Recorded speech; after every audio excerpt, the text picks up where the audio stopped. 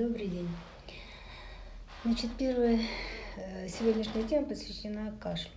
Кашель – это не диагноз, это симптом заболевания. Что такое кашель? Это защитная реакция организма, которая возникает вследствие раздражения рецепторов дыхательных путей слизью или попавшим туда каким-то инородным телом. Ну, надо, конечно, понимать, что у детей, особенно младшего возраста, анатомофизиологические особенности. Во-первых, у них узкие дыхательные пути. Во-вторых, очень мало ресничек. Это, конечно, способствует частым простудным заболеваниям, потому что реснички не защищают от попадания вирусов и бактерий в верхние и нижние дыхательные пути. И поэтому очень часто дети при контакте с больным инфекционным вирусным заболеванием реагируют кашлем. Как правило, чаще всего кашель сопровождает такие заболевания, как респираторная инфекция верхних дыхательных путей, респираторно-вирусная вирусная инфекция дыхательных путей. Кашель может провоцироваться при заболеваниях носоглотки, при ларингитах, трахеитах, бронхитах. Кашель может сопровождать пневмонию. По характеру кашель различается, сухой и влажный, продуктивный и непродуктивный. Непродуктивный – это сухой, а продуктивный – это влажный. Сухой кашель чаще всего бывает при фарингитах. Конечно, он может сопровождать такое инфекционное детское заболевание, как коклюш, сухой кашель надрывный. Сухой кашель бывает в начале бронхита, затем он постепенно переходит во влажный кашель. Влажный, пристовообразный такой сухой кашель, особенно ночной, он характерен для коклюша и также для аллергического кашля. Кашель может присоединяться в начале, допустим, у ребенка появляется, со слов мамы, чихание, слезотечение, потом присоединяется кашель. Здесь уже вопрос стоит о том, что, возможно, какой-то аллергоагент влияет на ребенка, и он начинает проявляться таким образом. Поэтому при любом кашле, в первую очередь, не надо делать ингаляции, давать муколитики и любые препараты от кашля, будь растительного происхождения или химического происхождения. Прежде нужно послушать ребенка и посмотреть, чтобы доктор определил характер кашля и определил, от чего кашель. Потому что очень большой ошибкой является то, что многие мамы, приходя на прием, говорят: вот мы 3 дня кашляем, у нас такой сухой кашель, надрывный, я делаю ингаляции с лазованом, а ему хуже. Начинаю выяснять, зачем вы это делаете.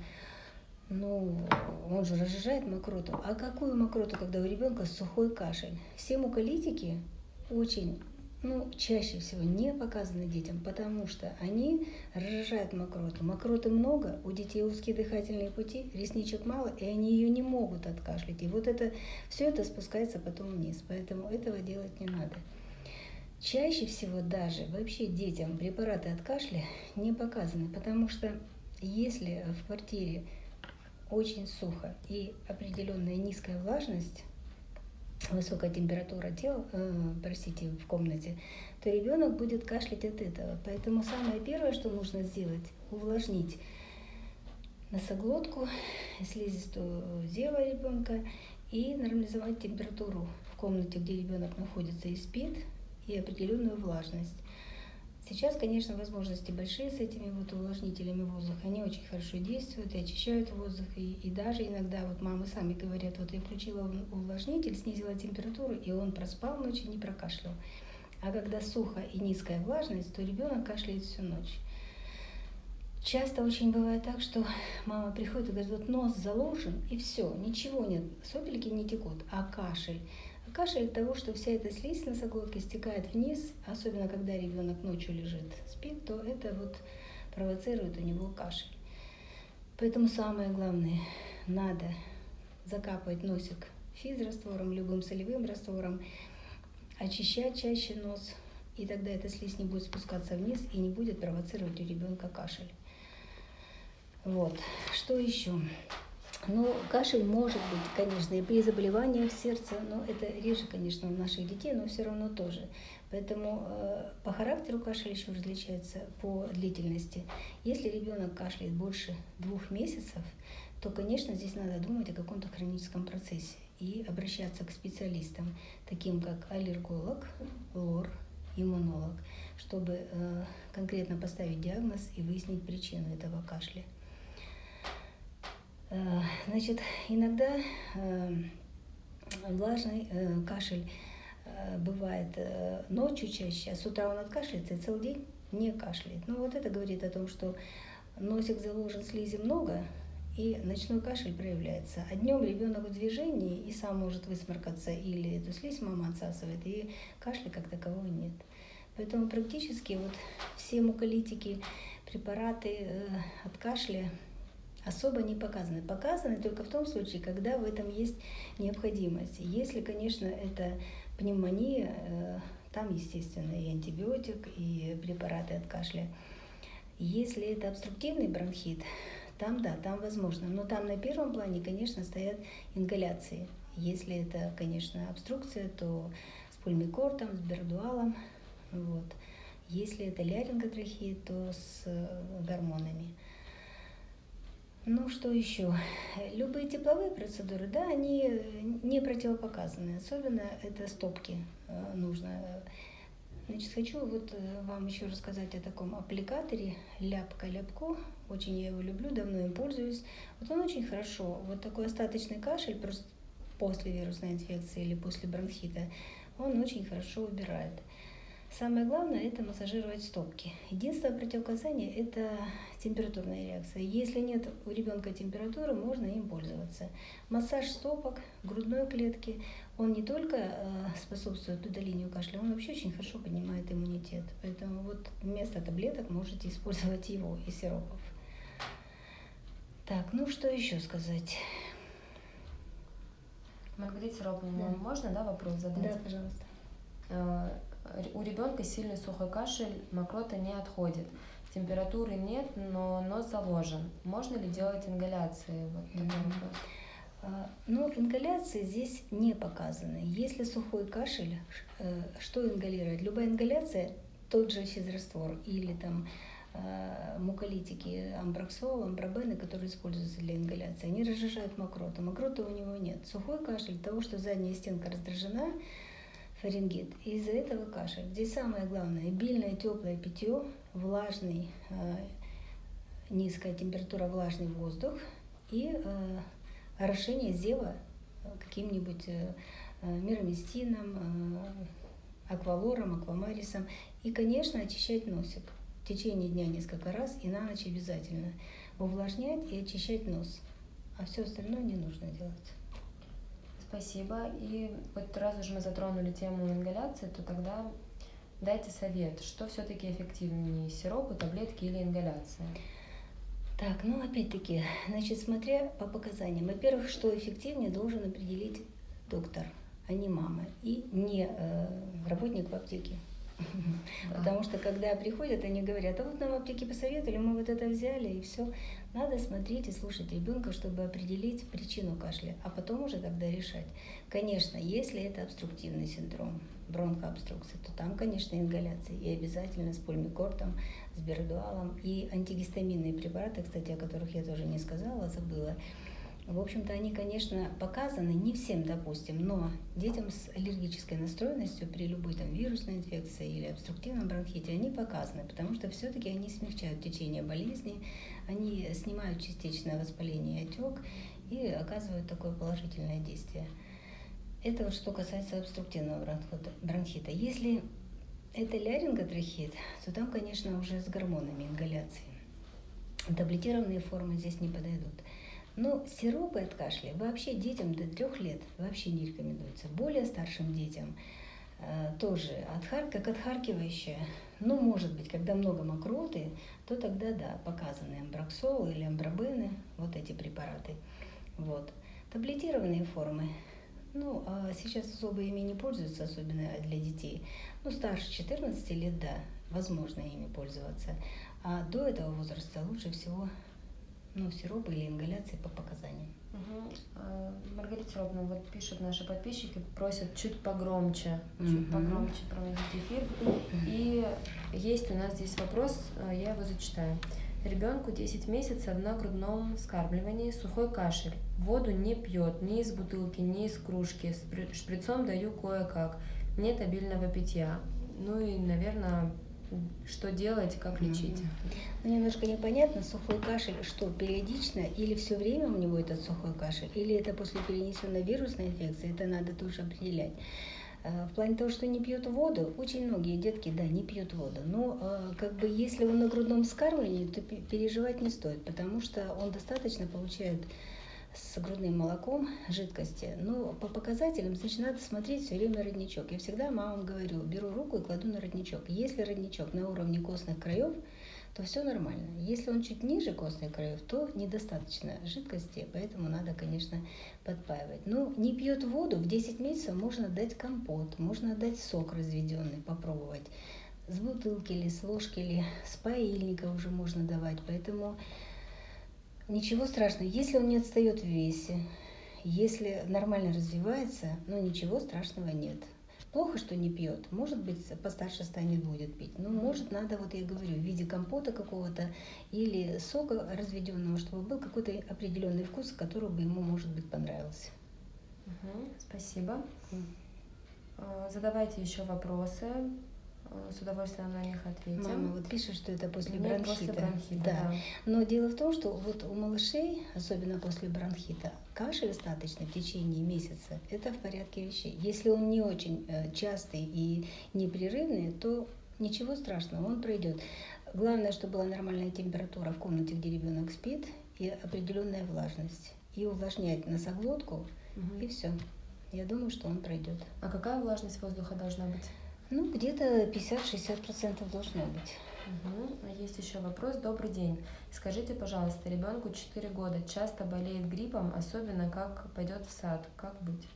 Ну, грипп – это вы не можете поставить этот диагноз, скорее всего, простудными заболеваниями. Но смотря сколько он ходит в сад, если он только пошел, и вот этот период адаптации, это во-первых.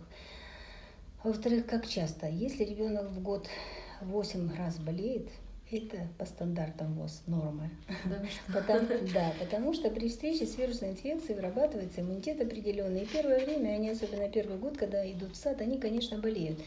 Во-первых, что нужно делать? Закаливать. Всем мамам говорю, все в ужасе, как обливать холодной водой. Очень просто. Вечером каждая мама моет ребенка перед сном. Помыла, у всех есть душ, закрыла горячую теплую воду, открыла холодную и на стопке на несколько секунд.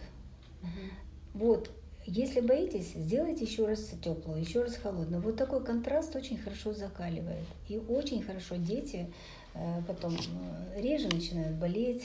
Даже если и переболевают, то в легкой форме. А второй момент, вот я вам сказала, за этот аппликатор ляпка, я очень его люблю, всем рекламирую. На примере своего внука могу сказать, что когда он дался это делать с 3 лет, мы теперь крайне редко болеем, потому что каждый вечер в форме игры он массажирует свои стопки, и иммунитет у него повысился. Спасибо. Есть комментарий вот к предыдущему вопросу. Да. У ребенка также анемия. Все делала и соки, и компоты. У ребенка нет пищевого интереса. Но если есть анемия, конечно, не будет пищевого интереса. Значит, надо, во-первых, расширенно его обследовать. Не только гемоглобин проверить, а и железо, ферритин, ОЖСС. Есть там в плане обследования, что нужно определить у ребенка, почему у него анемия. А может быть, какого возраста? Вот это 10-месячный, который? Да. Ну, это трудно, конечно, сказать, почему у него анемия. Но надо выяснить причину. И давала ли мама препараты железа, или фолиевую кислоту, поднимала ли гемоглобин. Минимум 3 месяца нужно это делать, чтобы депо было гемоглобина, чтобы был нормальный гемоглобин. Поэтому тут нужно разбираться индивидуально, конечно. Спасибо. Есть еще вопрос. Надеюсь, зачитаю его корректно. Насморк у ребенка 6 лет. Нос то заложен, то течет. Капли вибрацилом 5 дней. Видимо, капали вибрацилом 5 дней. Ну, наверное, можно ли вибрацилом пользоваться? Вот какие-то рекомендации по Вибрацилом препарату? можно пользоваться, но если вот так периодично то насморк, то заложенность носа, надо искать какую-то причину. Может быть, какой-то аллерген действует на ребенка, может быть, в квартире есть кошка, собака, или там мама с папой пользуются какими-то духами, которые влияют на ребенка. Почему вдруг то насморк, то... Ну, это нужно разбираться, конечно, индивидуально. Нужно обязательно показать лор и аллергологу, тогда он определит причину. Спасибо. Есть еще вопрос. Если дети растут в тепличных условиях и при этом постоянно болеют, как их переучить и закалить? Ну, во-первых, почему они растут в тепличных условиях? Всем говорим, с роддома принесли, положили, вот открытая форточка, не заболеет ребенок, потому что у него нормальный иммунитет с рождения, если здоровый ребенок. Это нужно делать. И воздушные ванны делать обязательно. Но теперь постепенно, вот как я говорю, закаливание, обливать ножки холодной водой, чаще гулять на свежем воздухе, проветривать комнату, влажную уборку делать. Ну, только так, постепенно. А спать с открытой форточкой можно? Нужно. Нужно, да. Даже зимой? Одевайте потеплее ребенка. Да, даже зимой. Одевайте потеплее ребенка, и пусть он спит и свежим воздухом дышит.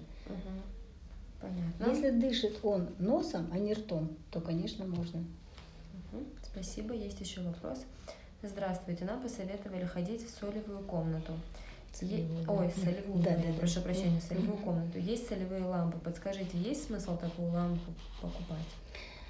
Ну, что хочу сказать, что солевые вот эти комнаты, я не против них, но просто, когда там скопление детей больных, всех вместе в одной солевой комнате, оттуда они прямиком идут к нам на прием «Здоровье плюс» с температурой, с кашлем, с насморком.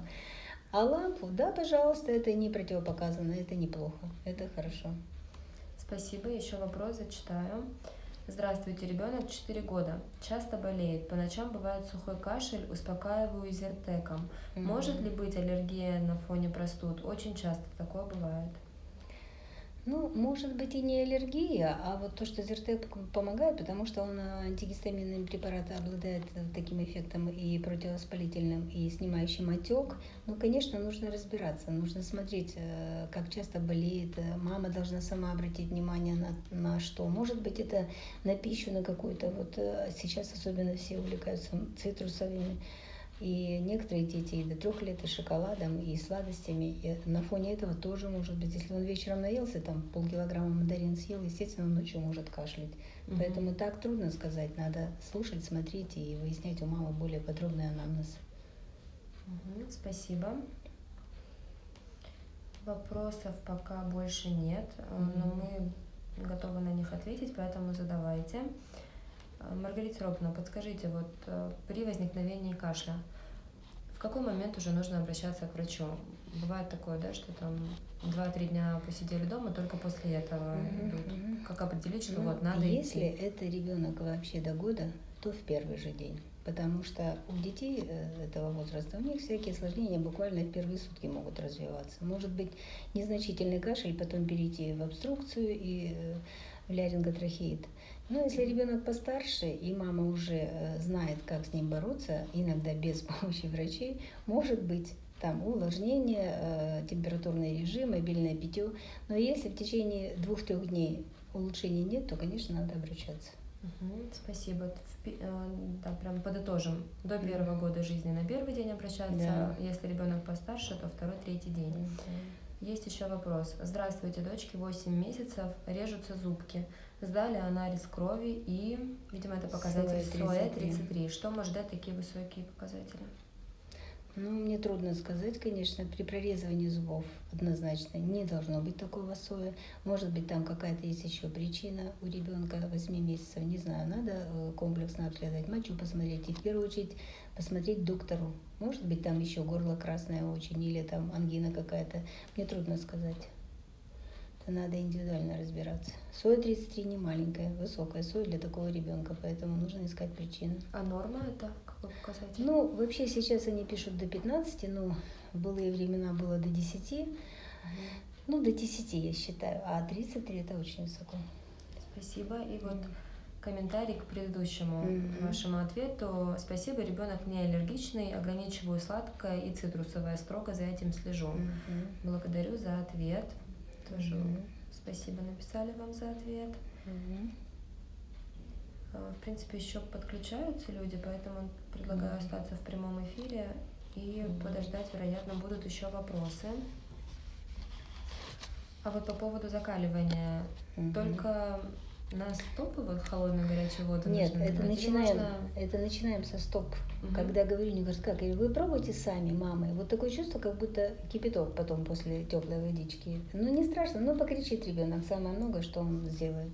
Вначале стопы, потом дальше, выше, выше и выше, и прямо с головой можно обливать даже каждый день, каждое утро. У меня есть мамочка, которая, ну, проживала в моем кабинете со своим ребенком, у которого очень большие проблемы были. Ну, там были проблемы, аденоиды были очень большие. И вот она прооперировалась, и там наслушалась мамочек, приехала, поставила ребенка на улице в феврале месяце и облила холодной водой. Ему сейчас уже 14 лет. Илья, это мой пациент. Прекрасно себя чувствует. Обливаются еще 2 детей ее. Она их вот с рождения всех обливает. Ну, может быть, вот девочка не хочет на улице, она ее просто в ванной обливает. Ну, очень хороший иммунитет, очень хорошо они вот закалены. Это, видимо, страхи у родителей, у самих конечно, ребенка, это не особо конечно. страшно. Зачитаю еще вопрос. Каждая ОРВИ заканчивается острым аденоидитом. Лоров обошли многих. Кроме антибиотиков ничего не помогает. Что предпринять и к кому обратиться? Ну, во-первых, не знаю, какой возраст ребенка. Аденоидит. Что значит аденоидит? Если они аденоиды у него крупные, и при любой вирусной инфекции, естественно, они отекают и воспаляются. Это так и есть, это при вирусной инфекции, да.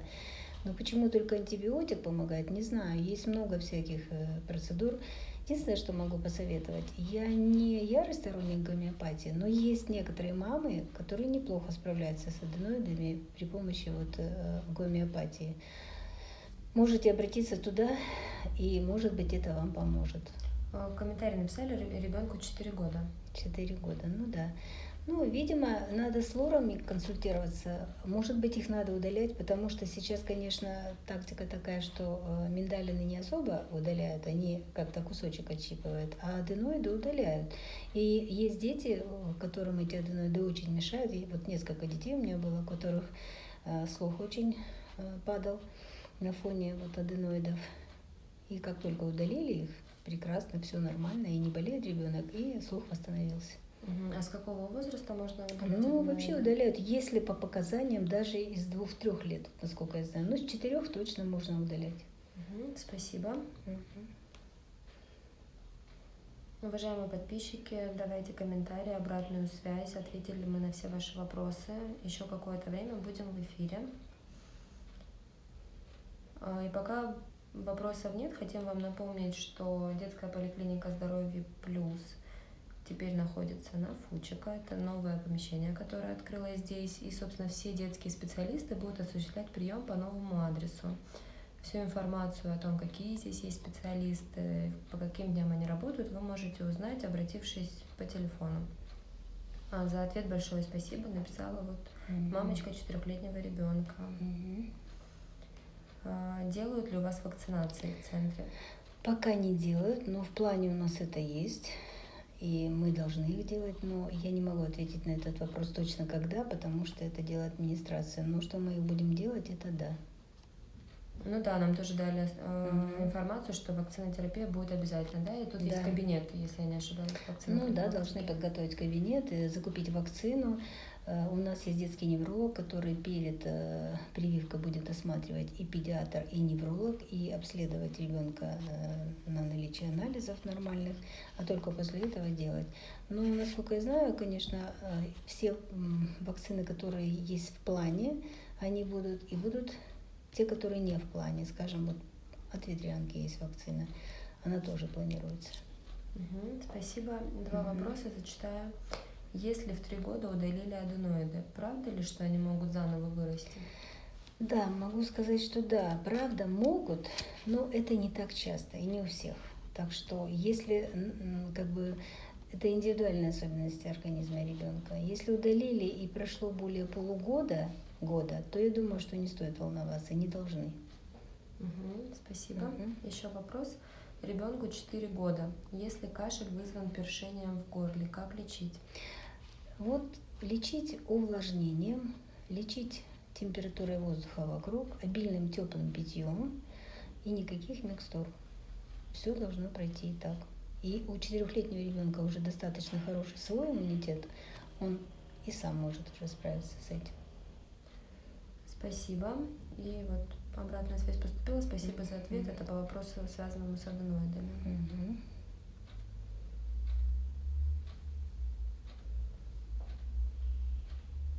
Вопросов больше нет. Я думаю, можно на этом прямой эфир завершить. Я прошу прощения, появился вопрос.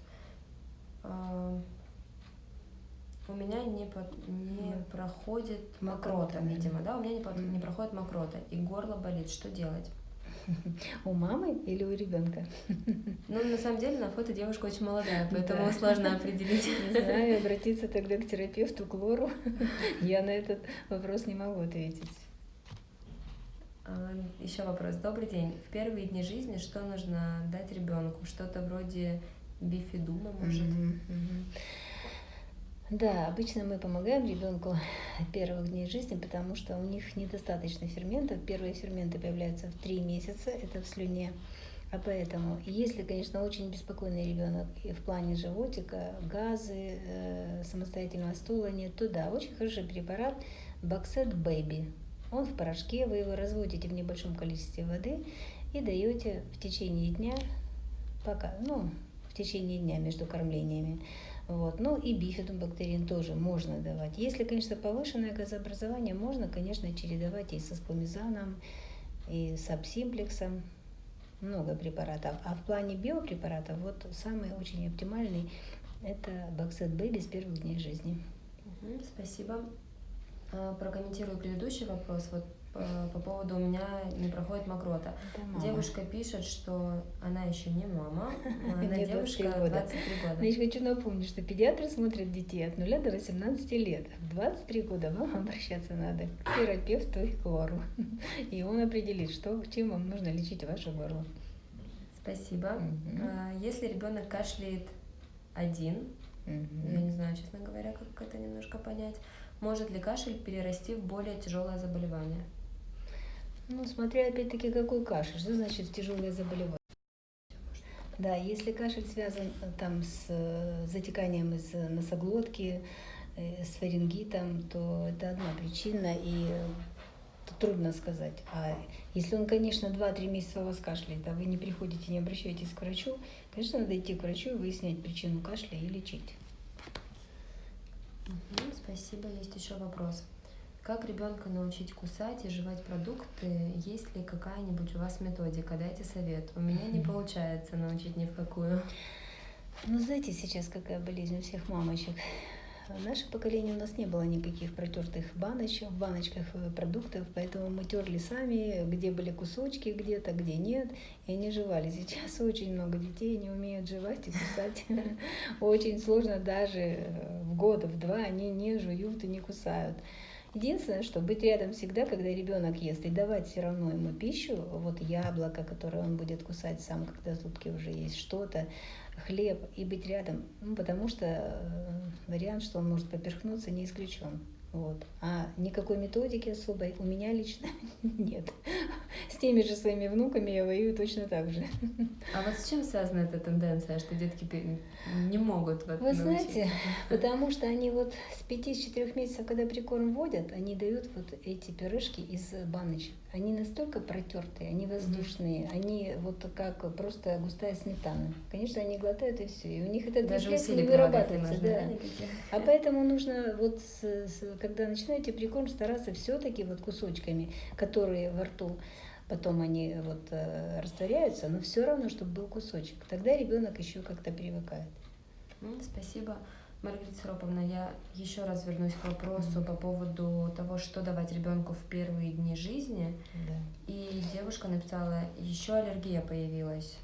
Ну, аллергия появилась, надо обращаться, в первую очередь к педиатру, потом к аллергологу, и надо понять, на что. Если она на грудном вскармливании, то надо выяснить мамин рацион. Если на искусственном вскармливании, надо смотреть, какую смесь она дает и что в прикорме дает, чтобы выяснить, на что так реагирует ребенок.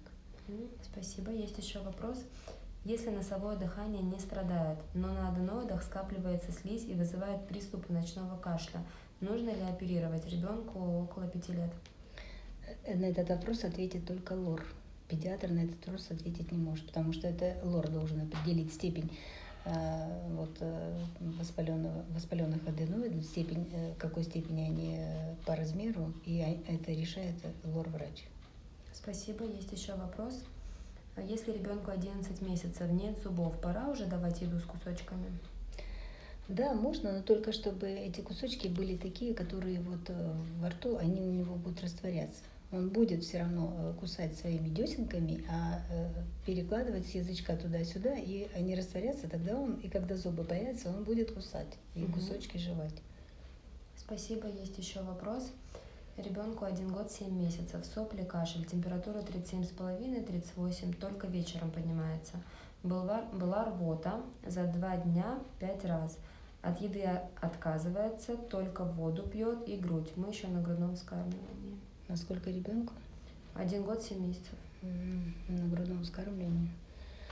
Ну, пора, во-первых, выбирать грудное вскармливание. Во-вторых, на такой вопрос отвечать вот просто по прямому эфиру очень сложно. Доктор должен видеть ребенка, слушать, смотреть в горло, носоглотку, чтобы понять причину. И температурная реакция, может быть, там антибиотик нужен, а может быть, другие какие-то меры профилактики.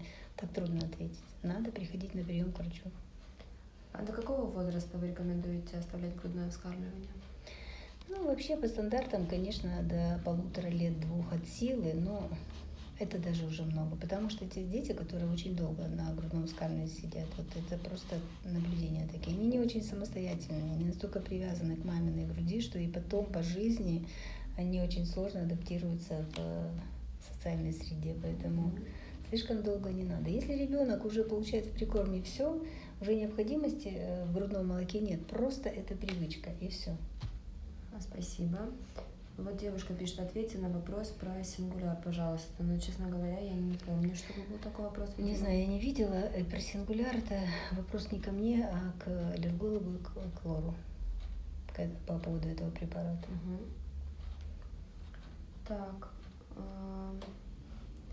Мы ходим в садик, в саду покушал впервые, началась рвота после сада. И вот девушка пишет, что не смогла к вам записаться, не было записи, к сожалению. Напомните, пожалуйста, перед тем, как ответить Маргарите Сироповне, дни, в какие вы принимаете и часы.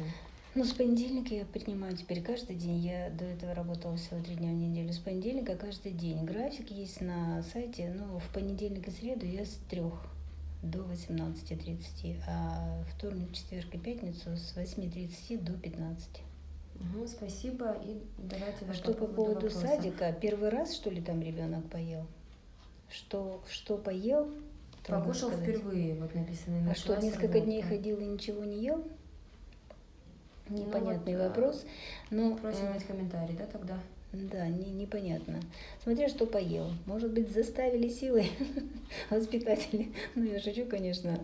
Может быть, с этим был связан родный рефлекс. Я не могу понять вопроса. Сколько дней ходил и на какой день впервые поел ребенок и что поел? Трудно сказать.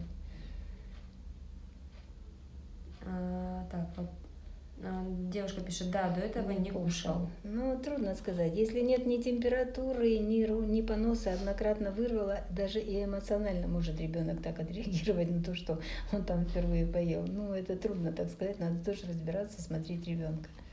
Ну, наверное, если это разово, то беспокоиться прям слишком не стоит. Нет, если это не повторится, просто небольшая вот начальная пауза, обильное питье и понаблюдать, а потом обратиться к врачу, наверное. Так, есть еще вопрос. Здравствуйте. Венталином сколько можно дышать? Опять-таки, венталин – препарат, которым дышат при бронхиальной астме, при обструктивном бронхите. Это надо смотреть ребенка, аллергологу и решать вопрос с тем, как часто и как долго ему принимать этот препарат. Спасибо. Вот девушка по поводу ребенка, который покушал в детском саду, пишет: поел супчик и котлету, потом и температура, и кашель, и сопли. Ну, скорее всего, это было связано с тем, что он и заболел одномоментно, а не потому что вырвал от того, что поел что-то там. Просто, видимо, может быть энтеровирусная, может быть ротавирусная инфекция. Если несколько дней походил ребенок, то однозначно, они несколько дней ходят впервые, а потом заболевают однозначно. Ну, может быть и заболела. Раз и температура поднялась, то уже надо смотреть, конечно, горло смотреть, щупать живот и дальше выяснять, что делать с ребенком. Угу. Вопрос. Педиашур малоежка. Как относитесь? Можно ли часто давать ребенку при лактозной недостаточности? Что давать? Педиашур малоежка. Не могу на этот вопрос ответить, не пользуюсь этим препаратом, и мне трудно сказать, с какой целью вы это даете. Это надо выяснять вот на индивидуальном приеме. Угу. И девушка пишет вот комментарий: мы придем к вам в понедельник. В поликлинике врач сказал, что, скорее всего, это из-за зубов. Ну, по телефону определить, зубы это или нет, очень сложно, поэтому нужно смотреть доктору воочию. Так что приходите, посмотрим. Вот девушка пишет: наш любимый доктор. Такой приятный комментарий поступил. Но на самом деле на вашем счету действительно, наверное, сотни здоровых детей, поэтому то, что вы любимый доктор многих, это факт. Спасибо. Так, мы еще несколько минут в эфире. Успейте задать свой вопрос, пока мы побудем, подождем. Так, эфир получился достаточно активный, на самом деле, насыщенный на вопросы.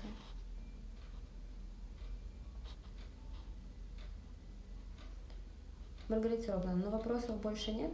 Я думаю, можно завершать. Угу. Спасибо вам большое за эфир. Он был действительно очень информативным. Конечно, на некоторые вопросы сложно дать вот ответ здесь и сейчас, потому что нужно ребенка посмотреть. Поэтому призыв к таким родителям: не затягивать, обратиться к доктору. И вот еще один комментарий. Вы и Ткачева Екатерина Николаевна — самые любимые доктора. Спасибо. Всем большое спасибо за то, что были с нами в эфире. До свидания, хорошего дня. Всего доброго.